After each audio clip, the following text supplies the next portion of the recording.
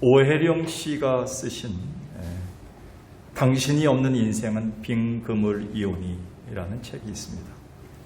70년대 별이 빛나는 밤에라는 유명 프로그램 DJ를 했고 극작가이며 방송인이었던 배우 오해령 씨는 너무 잘 나갔던 여인이었습니다. 그래서 그녀말로는 내가 이리저리 그물을 막 던져도 언제든지 고기를 잡을 수 있다라고 장담했던 사람입니다. 그런데 어느 날 몸이 안 좋아서 병원 진단을 받아보니 위암과 임파선암 말기에다 석 달밖에 살지 못한다는 죽음의 선고를 받게 되어서 그녀 인생에 갑자기 죽음의 그림자가 드리워졌습니다.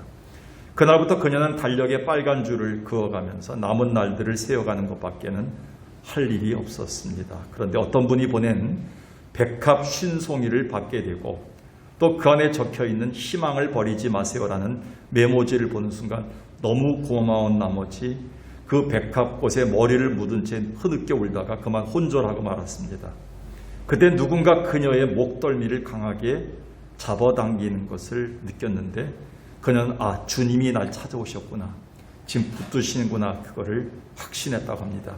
그때로부터 그녀는 자기의 교만과 불신앙을 회개하면서 눈물로 석 달을 보내게 되었는데 이상할 정도로 자기 몸에 아무런 증상이 더 이상 느껴지지 않아서 겨드랑이를 만져보니까 잡히던 임파선 암덩어리가 없어졌고 어깨의 큰 몽울도 사라졌고 차올랐던 복수도 꺼져 있었다고 합니다. 그 순간 그녀는 주님이 치료하셨다는 분명한 확신을 갖게 됩니다. 이후 그녀는 절망의 바다에서 은총으로 채워주신 주님을 신문에 연재하기 시작했고 그것을 모아 발간한 책이 바로 이 책입니다. 그 책의 한 부분을 읽었습니다. 당신 없는 인생의 호수에 그물을 던지고 물고기가 잡히길 바랬던 지난 날들은 죽는 시간이었습니다. 오 주님, 이제 당신께서 그 그물을 채워주셔야 됩니다. 그러면 저는 비로소 살 것입니다. 당신 없이 한평생 수고해 보아야 제 인생은 언제나 빈 그물뿐입니다. 그렇습니다. 이 고백은 지긋지긋한 코로나 사태를 2년 반 이상이나 보내고 그 어느 때보다도 가족과 교회의 소중함 그리고 생명의 소중함을 느끼며 또 한 번의 추석을 보낸 우리가 정말 하나님 앞에서 드려질 우리의 고백이기도 합니다. 또 이처럼 연약하고 유한한 우리가 창조주 하나님 앞에서 비로소 가슴 깊이 느끼며 드려지는 신앙 고백이기도 합니다. 지금처럼 혼란하고 불확실성의 시대를 산 우리는 하루도 하나님의 은총 없이는 그 어느 것도 할 수가 없고 살 수도 없기 때문입니다. 그래서 요즘 시편 기자의 이 고백이 더욱더 새롭게 마음에 절절히 다가옵니다. 시편 146편에서 시편 기자는 괴인들을 의지하지 말며 도울 힘이 없는 인생도 의지하지 말지니 그들은 호흡이 끊어지면 흙으로 돌아가고 영원한 것이 아니다. 순간적이다 라고 얘기하면서 5절에서 이렇게 얘기합니다. 야곱의 하나님을 자기의 도움으로 삼으며 여호와 자기 하나님에게 자기의 소망을 두는 자는 복이 있도다. 이것을 아는 것이 인생 최고의 복이 아닌가요? 지금 우리는 보이다가 금세 없어지는 황금이나 명예나 권세가 아닌 하나님의 은총이 정작 필요한 때를 삽니다. 그런 면에서 오늘 본문에 등장하는 다니엘이야말로 이 은총의 사람이 아닌가요? 다니엘은 청소년 때 정확하게는 18살 무렵부터 바벨론의 포로로 끌려와서 바벨론의 느부갓네살 왕 그리고 그 다음에 벨사살 왕 그리고 고레스 왕 다리우스 왕 곧 바벨론 시대부터 페르시아 시대까지 이르기까지 약 60년 동안 네 왕들의 총애를 받으면서 그가 지금 90을 바라보는 나이에까지 총명함과 강건함을 유지한 것입니다. 이거는 하나님의 은총이란 말밖에는 설명할 길이 없습니다. 그래서 단서가 될 수 있는 다니엘서 6장 3절과 28절에 보면 이렇게 쓰여 있습니다. 다니엘은 그 마음이 민첩하여 총리들과 고관들에게 뛰어났다. 여기에 마음이 민첩했다는 말을 히브리 성경에서는 루아흐라고 씁니다. 영이 엑셀런트했다. 뛰어난 영을 가졌다. 이렇게 써 있습니다. 이 히브리어로 써 있는 뛰어난 영이 뭐겠습니까? 우리의 마음과 영혼을 주장하는 것은 성령이 아니겠습니까? 우리의 영은 뛰어나지 않습니다. 유한합니다. 우리의 영은요, 어느 때는 지저분합니다. 그런데 아주 뛰어난 영으로 우리에게 명철과 총애를 줄 수 있는 그 영은 하나님만이 줄 수 있는 루아흐입니다. 그래서 이 결론적으로 얘기하면 성경은 다니엘은 하나님의 그 뛰어난 영 때문에, 하나님의 은혜로운 영 때문에 그가 그런 인생을 살았다라고 기록되어 있다는 것이죠. 그래서 그는 다리오 왕 시대와 바사사랑 고레스 왕의 시대까지 형통하게 됐다 이렇게 얘기합니다. 그래서 오늘 우리가 본문에서 주목할 점은 본문 19절인데 주님이 다니엘을 이렇게 부른 부분입니다. 근데 다니엘서 8장, 9장, 10장을 계속 보면 하나님이 계속 강조해서 다니엘을 이렇게 부릅니다. 어떻게 부르냐면 큰 은총을 받은 사람아. 다니엘이 그냥 고관대자가 대단한 지도자야, 권세 잡은 자야, 큰 집을 가진 자야, 부동산이 많은 자야 이렇게 부르지 않아요. 똑똑한 자야 부르지 않았어요. 하나님은 큰 은총을 받은 다니엘아 이렇게 부릅니다. 이 말이 얼마나 소중한 말인지 아십니까? 오늘 우리는 이 말씀 속에서 다시 한번 우리가 이 땅에 들어야 될 소망의 보이스가 뭔지를 고민해야 됩니다.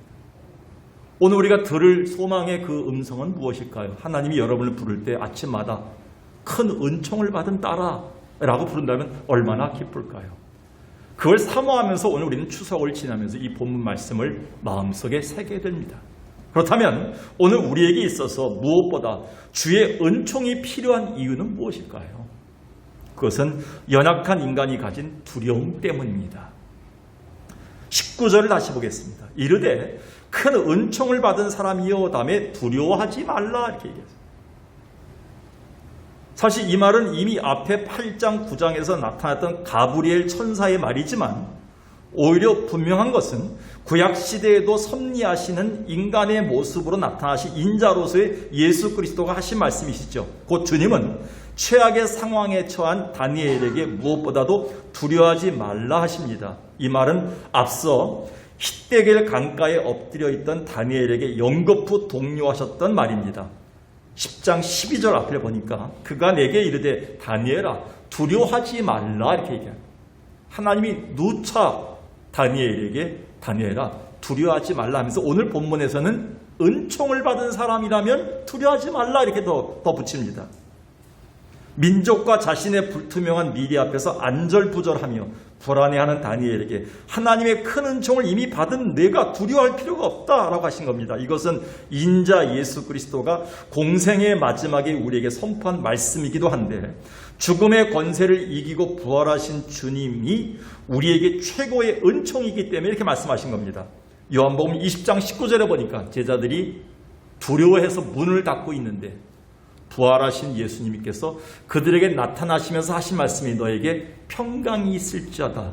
그 앞에 두려움에 떠는 자들에게 가장 큰 선물은 평강이기 때문에 두려움을 이겨라 라는 의미에서 예수님이 오신 것이죠. 모든 것에 두려워서 무너지는 그 상황된 제자들에게 주님의 은총만이 소망임을 말씀하신 겁니다. 이렇게 연약한 인간의 삶은 두려움의 연속이죠. 그래서 현대인들을 정말 괴롭히는 것은 눈에 보이는 질병이나 전쟁이 사실 아닙니다. 염려와 불안 그리고 두려움의 바이러스입니다. 그것도 우리에게서 실제 일어나지도 않을 일들에 대한 쓸데없는 염려라고 합니다. 마귀가 이걸 가지고 계속 우리의 마음을 두렵게 만들어 노파심을 만들지요. 그래서 어느 학자가 수천 명을 갖다가 설문조사에서 나온 내용을 보니까 실제 일어나지 않을 일들에 대한 염려가 80%가 넘는답니다. 우리가 자녀들이 외국 나갈 때, 딸이 어디 갈 때, 남편이 어디를 갈 때, 아내가 어디를 갈 때 우리가 대부분 하는 얘기가 뭐 하지 말라, 뭐 하지 말라, 이러면 안 된다, 조심하랍니다. 근데 우리는 부모이기 때문에 그렇게 한다 했어도 실제 그런 일은 일어나지 않습니다.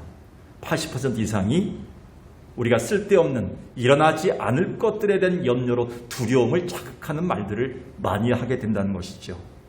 오죽했으면 주님이 이런 말씀하셨을까요? 마태복음 6장에서 이렇게 얘기합니다. 마태복음 6장 보여주실까요? 전사님, 너희 중에 누가 염려함으로 그 키를 한 자나 더할 사람이 있겠느냐? 그러므로 염려하여 이르기를 무엇을 먹을까, 무엇을 마실까, 무엇을 입을까 하지 말라. 그러면서 이렇게 얘기합니다. 34절에 그러므로 내일 일을 위하여 염려하지 말라. 내일 일은 내일 염려할 것이요 한 날의 괴로움은 그날을 족하니라. 묻겠습니다. 왜 내일을 염려하지 말라 했습니까? 내일 살고 주는 것은 누구한테 달리는 겁니까? 하나님. 내일 하나님이 주셔야지만 내일이고 내일 주지 않으면 오늘로 끝나는 겁니다. 우리는 하나님이 염려해야 될 문제, 하나님이 해주실 것도 우리는 다 염려하고 있습니다. 주님은 오죽했으면 이렇게 말씀하기, 연약한 우리 인간은 두려움의 연속입니다.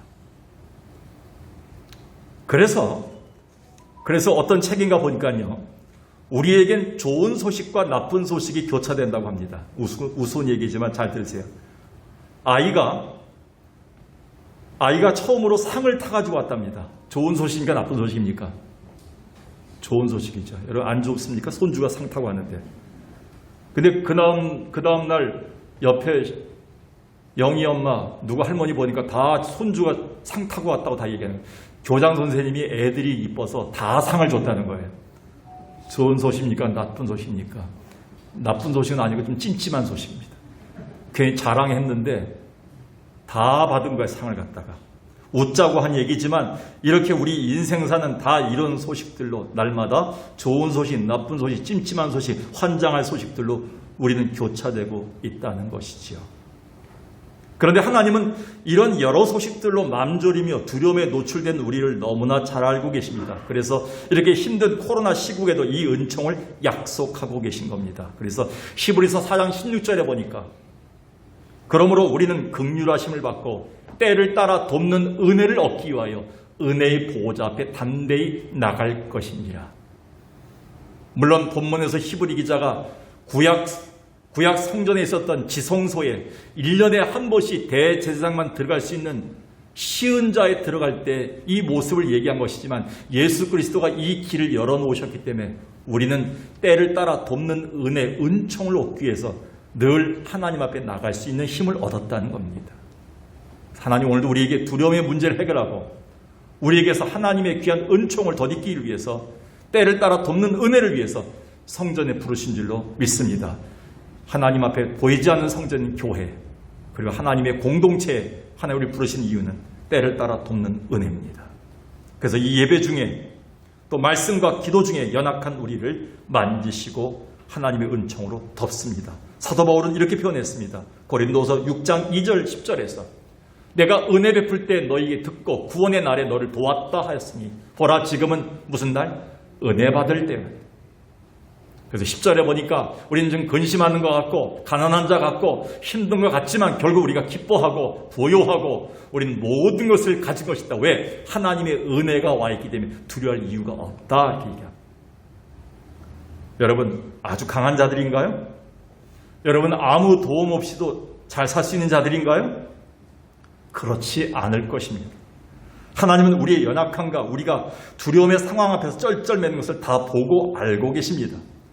그래서 지금 우리에게 주의 은총을 입히셔서 날마다 승리하기를 바라시는 것입니다. 오늘 우리가 주의 은총으로 연약한 우리의 두려움에서 승리하기를 주의 이름으로 축원합니다. 두 번째는요, 주님만이 주실 수 있는 평안 때문입니다.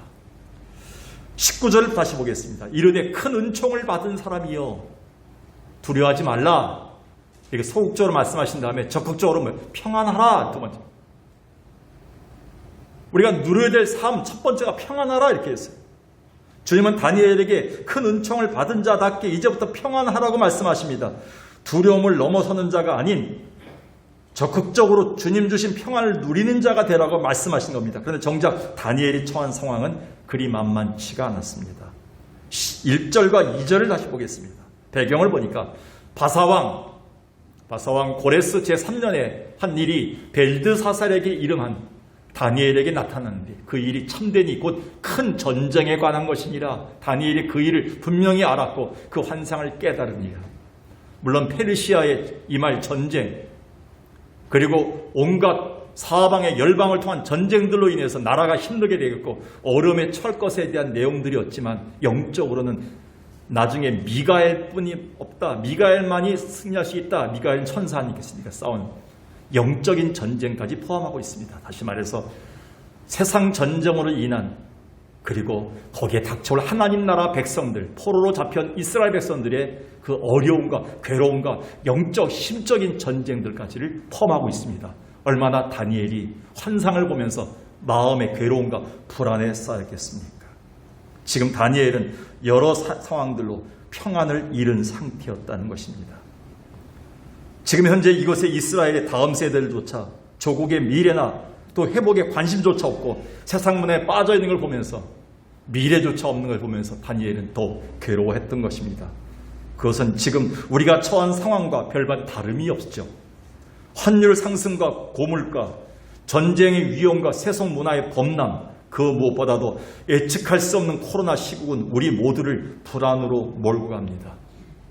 오늘 일부 예배 때 최백순 권사님 오셔서 반가웠었는데 지난 며칠 동안 안 보이셨었는데 코로나가 너무 심하게 오셔서 그동안 지난주에 전화통화를 하는데 기침 때문에 전화통화를 못했습니다.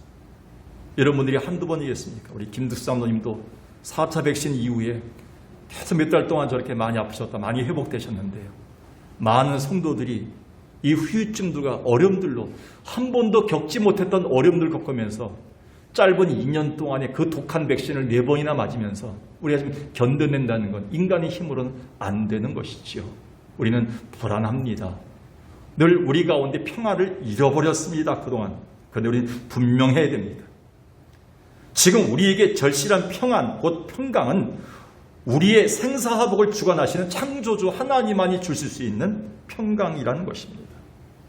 이거는 어떤 인간이, 어떤 제도나 어떤 대통령이 만들 수 없는 창조주 하나님만이 줄 수 있는 은총의 선물이라는 것입니다. 그렇습니다. 지금 우리가 사는 이 시대에는 주님 주실 은총인 평안이 절대적입니다. 어떤 대통령이 나타나서, 어떤 정당 지도자가 나타나서 갑자기 방송에다가 이젠 아무런 문제 없을 것이다, 괜찮아질 것이다, 이렇게 평안을 주는 자가 있으면 얼마나 좋을까요? 아무도 없었습니다. 가끔 가다 보면 현수막에 써 있더라고요. 민생 해결. 이제 완전히 민생 해결. 다 해결될까요? 어느 정권이, 어느 국회의원이, 어느 지도자가 우리의 모든 걸 해결할 수 있겠습니까? 우리를 만드신 창조주 하나님의 줄 수 있는 것이 평강입니다. 그래서 요한복음 14장 27절에 주님이 이렇게 얘기하셨어요. 부활하신 주님께서 우리 죽음 가운데서 부활하실 예수 그리스도시요, 죽음의 권세를 이기실 예수 그리스도가 미리 선포한 내용이 이게 아니겠습니까? 평안을 너에게 끼치노니 이 평안은 세상이 주는 것과 같지 않다. 여러분, 용돈이 들어오면 순간적으로 기쁘죠. 근데 금방 잊어버려요. 그리고요, 건강해지면요, 금방 잊어버려요. 좀 이따 지나면. 내가 언제 건강했나 또? 아픔을 잊어버리는 거예요. 자식들 기쁜 거 순간적이에요. 그런데 영원한 것은 하나님만이 주시는 평강의 은총이에요. 이 평강은 하나님이 여러분을 붙들고 있는 한 계속 주실 하나님의 은혜다라고 약속하고 있는 것입니다. 영국의 그 유명한 희극 배우 찰리 채플린이 있습니다. 너무나 잘 압니다. 그는 지극히 가난한 시절을 지나서 유명 배우가 되어 이미 20대 엄청난 부를 축적했고 가는 데마다 사람들의 환영 속에서 연기를 했습니다. 그런데 정작 그의 마음속에는 평안함이 없었습니다. 그는 사람들을 만나고 연극을 하고 들어와서는 이내 허탈과 고독함을 이겨내기 힘들었습니다. 그는 그것을 탈피하기 위해 3번의 결혼했으나 실패했습니다. 그리고 한때는 불미스럽게도 18살밖에 안 되는 미성년자와도 살기도 했습니다. 결국 그는 그렇게도 원하는 평안을 얻지 못했고 스위스에서 비참한 망명 생활을 하다가 이 세상에 영원한 것은 없다는 말을 남기고 쓸쓸한 죽음을 맞이합니다. 찰리 채플린의 맨 마지막 말이 이겁니다. 이 세상에는 영원한 것이 없더라. 아직 예수를 못 만났던 것이죠. 얼마나 마음이 아픕니까? 여러분은 어떤가요? 이 불안전한 세상에 살면서 주님 주신 이 평안을 여러분은 찾고 있나요?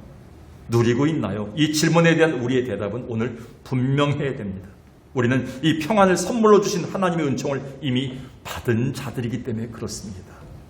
베드윈족을 비롯한 몽골의 유목민처럼 사막에서 사는 사람들의 꼭 지켜오는 전통이 하나 있답니다. 그것은 자기 장막에 어떤 짓을 하고라도 어떤 연유라든지 장막으로 찾아온 나그네들의 목숨은 자기들의 목숨을 바쳐가면서까지도 그들을 지킨다는 전통이 있습니다. 여러분 잘 알 겁니다, 이거. 그런데 하물며 우리 하나님은 어떤가요? 오늘도 힘든 가운데서, 이 어려운 시국 가운데서도 하나님의 장막에 들어온 자들을 하나님 보호하지 않을까요? 그게 하나님의 은총인 줄 믿습니다. 그래서 시편 15편에서 이렇게 시편 기자는 얘기했습니다.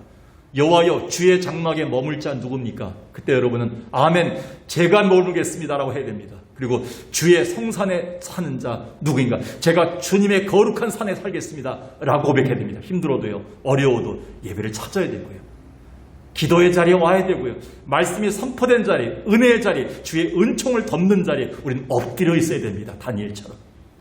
그때 주님은 큰 은총을 입은 자요 라고 하면서 우리에게 평강의 선물을 허락하신다는 것입니다. 지금 어려운 때에도 하나님의 집에 찾아와 예배에 참여해 주님이 주신 은혜를 간절히 삼는 여러분들을 주님 모르실까요? 외면하지 않습니다. 아들 예수 그리스도의 목숨까지 주시면서 은총을 베푸신 주님이 평안을 반드시 주기 위해서 기다리고 계신 겁니다. 오늘 우리가 주의 은총으로 말미암아 주님 주시는 평안이 하늘로부터 넘칠 주의 이름으로 축원합니다. 평화 평화로다 하늘 위에서 내려오네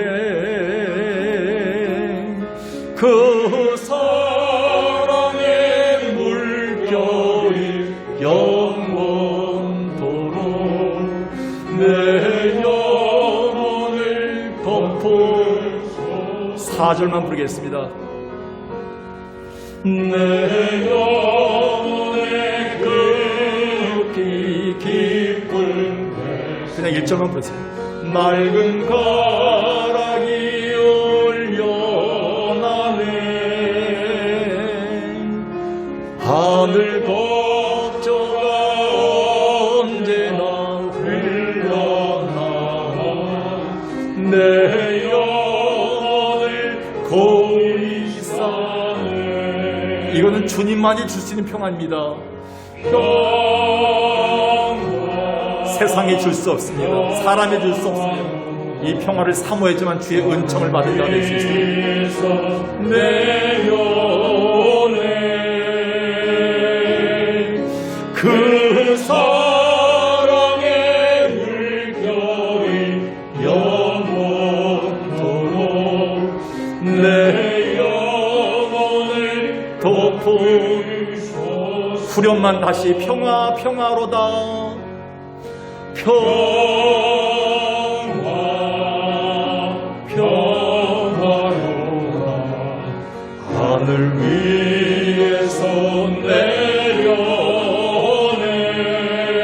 내려오네 그 사랑의 물결이 영원토록 내 영혼을 덮으소서. 아멘.